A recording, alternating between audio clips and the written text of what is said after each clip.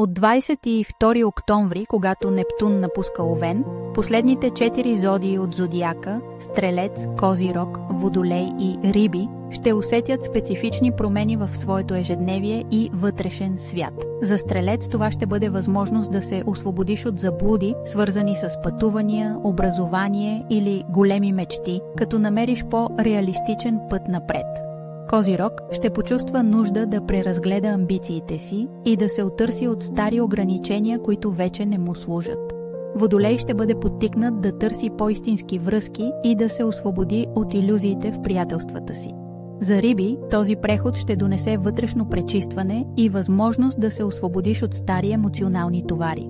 Може да ми споделиш в коментар как се чувстваш и как ти се отразява този преход. Щастлива съм, че си тук. Харесването и абонаментът ти ще ми дадат още сили да творя.